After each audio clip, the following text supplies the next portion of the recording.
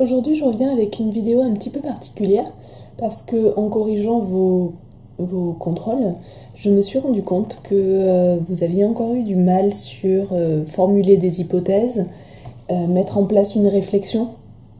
Donc je me suis dit que peut-être la meilleure chose à faire, c'était de vous montrer comment je fonctionne, comment je prépare mes cours et comment je fais une lecture analytique quand je suis en train de préparer la classe. Donc pour commencer, je fais comme vous, c'est-à-dire que je prends un brouillon, j'ai mes petits feutres là, et puis je commence à me poser des questions. Donc là, la prochaine séquence qu'on va faire, elle va être sur un texte qui va nous permettre de retravailler en même temps sur Ionesco, qui s'appelle Matin brun de Frank Pavlov. Et dans ce texte, on va questionner le principe du conformisme, donc comme on l'avait fait dans Ionesco, et on va venir vérifier tout ce qu'on a réfléchi, tout ce sur quoi on a déjà réfléchi dans Ionesco. Donc le thème central, le conformisme, et surtout ce que Frank Pavlov, l'auteur, va appeler les petites compromissions. Donc qu'est-ce que c'est que faire un compromis? Qu'est-ce que je suis capable d'accepter ou non dans la modification de la société que je vois et à laquelle je participe. Et donc la question qui va être centrale dans mon cours pour la prochaine séquence, ça va être de savoir si l'individu peut et doit tout accepter de sa société. Donc c'est une question qui est extrêmement vague, et donc forcément je vais devoir y mettre des barrières parce que je ne peux pas répondre à ça. J'ai besoin d'affiner ma recherche. Donc ce que je vais poser comme question, c'est si l'individu a le choix dans sa société de vivre comme il l'entend, et donc est-ce qu'il a le choix, est-ce qu'il a le droit de ne pas accepter certains phénomènes qu'il remarque, certaines déviances peut-être qu'il remarque. Donc on l'avait vu déjà avec Rhinocéros, on avait déjà exploré ce point-là, et on va recommencer ça avec Matin brun, le livre de Frank Pavlov, et le film La Vague. Donc au centre de ma carte, donc je vais reformuler ça en carte mentale, au centre de ma carte, j'écris l'individu. L'individu est-il capable de remettre en question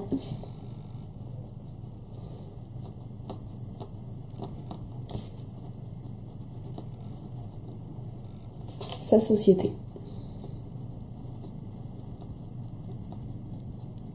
Voilà, pour ça, c'est mon sujet central, c'est ce qui est au cœur de ce que je vais raconter, donc je le mets au centre et je le marque comme étant le sujet principal.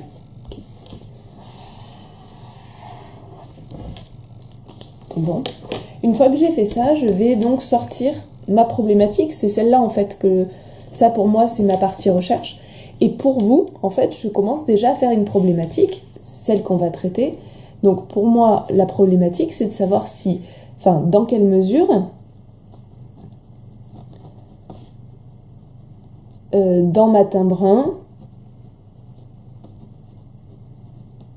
l'auteur nous aide-t-il, nous fait-il nous interroger sur le pouvoir individuel. L'auteur questionne le pouvoir individuel.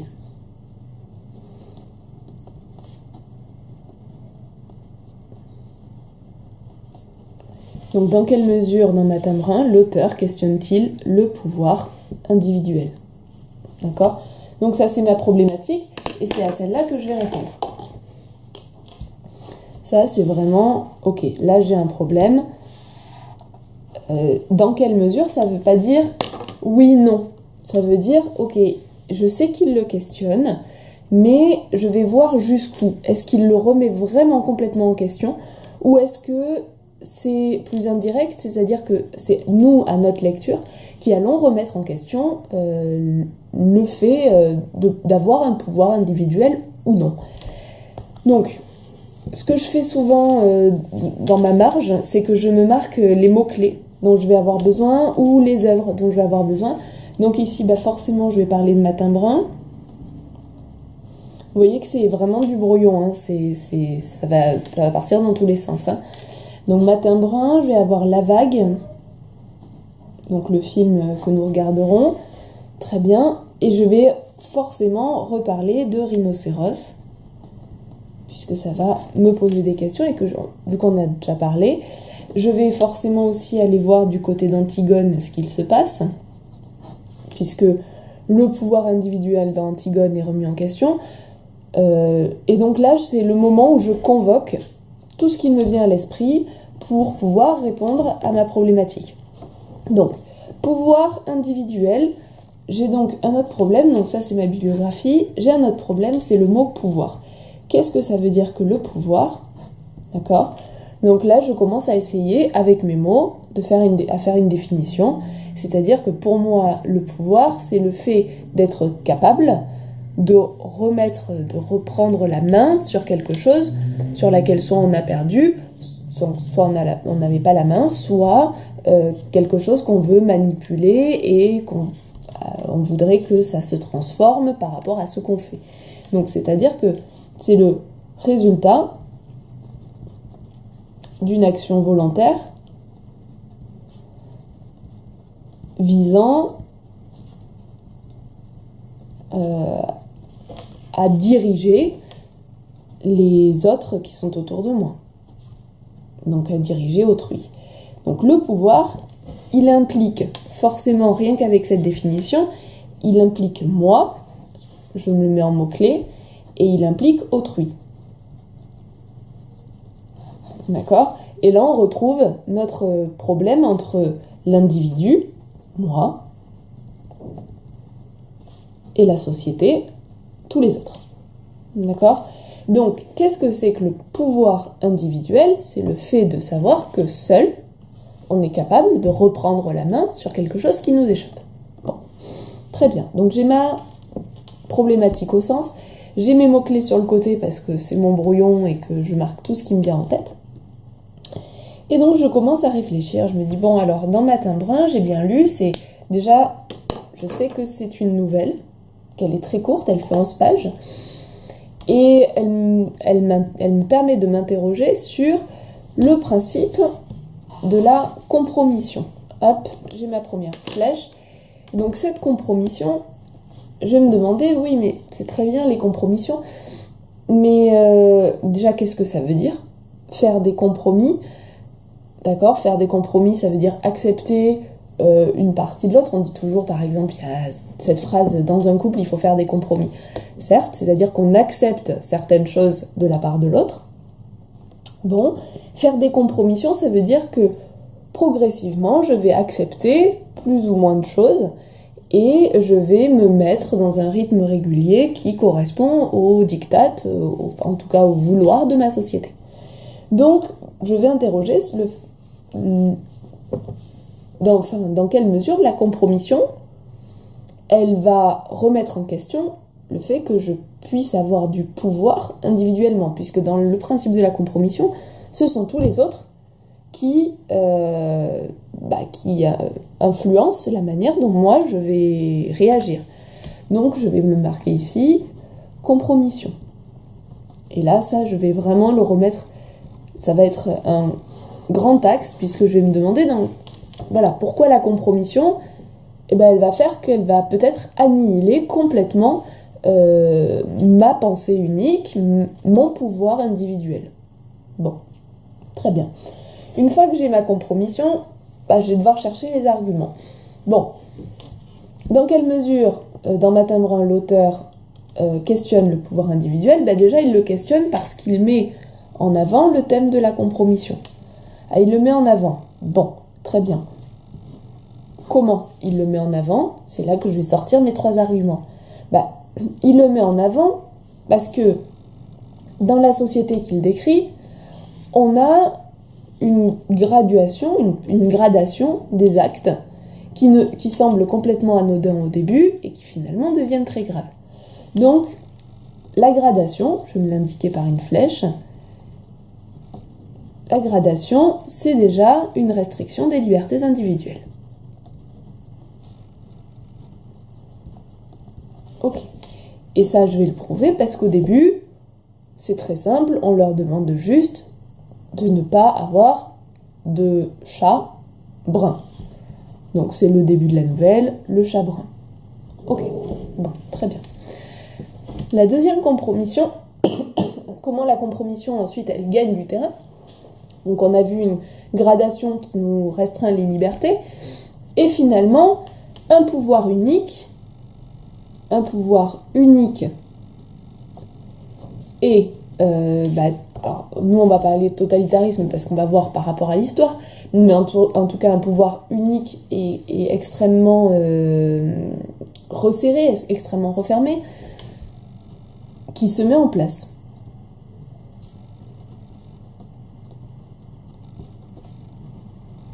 D'accord ? Donc là, je vais faire mention de tout ce qui est l'état brun, c'est-à-dire que la liberté de la presse qui est remise en question, les libertés individuelles, la liberté de la langue, puisqu'on sait que du coup, au bout d'un moment, ils sont obligés de tous dire brun à la fin des mots, à la fin des phrases. Bon, donc on a une gradation dans les restrictions des libertés qui, à la base, sont acceptées par la plupart par les individus. Un pouvoir unique qui se met finalement en place et la compromission qui arrive au fait que l'individu a tellement accepté de choses qu'il ne peut plus revenir en arrière. Donc l'impossible retour en arrière.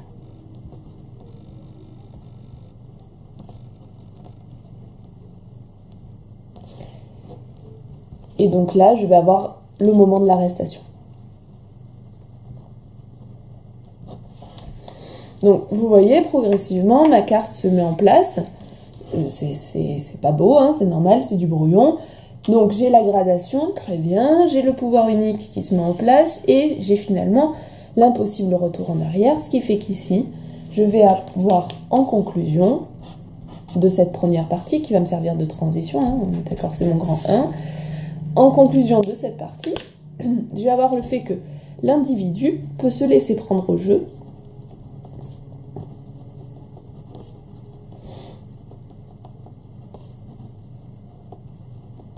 du compromis.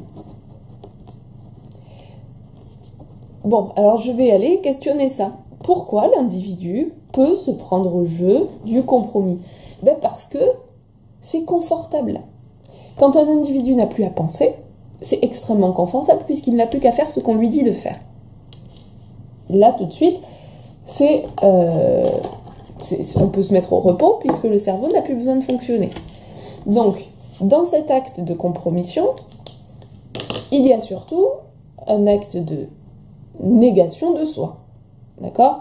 Je refuse, je me confonds au système, je me conforte dans ce système parce que finalement, c'est confortable. Donc la compromission va m'amener sur le fait que le confort, donc le fait que je refuse de penser parce que finalement on me dit comment penser, donc j'ai plus besoin de penser vraiment, le fait que quelqu'un me dise comment penser, ça m'apporte énormément de confort, mais par contre, je perds le pouvoir. Et du coup, ça va être ça le match. Est-ce que je préfère le confort ou est-ce que je préfère avoir ma pensée propre et unique et individuelle ? Donc, confort qui s'oppose à la pensée et au pouvoir individuel. D'accord ?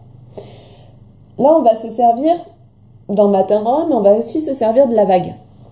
Dans la vague, quand on a vu le film, on a une progression dans l'intensité dramatique, forcément, puisqu'on est dans un film. On a une progression, puisque au début, le professeur propose des actes extrêmement anodins.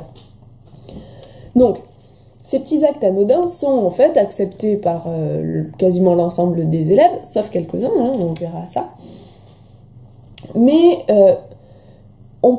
ça veut dire qu'on pourrait faire passer facilement une restriction des libertés sous un principe très anodin.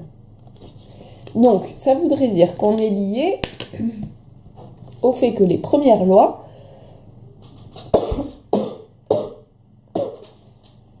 pour mettre en place un état totalitaire ou quelque chose comme ça, les premiers mouvements, ils doivent paraître quasiment naturels.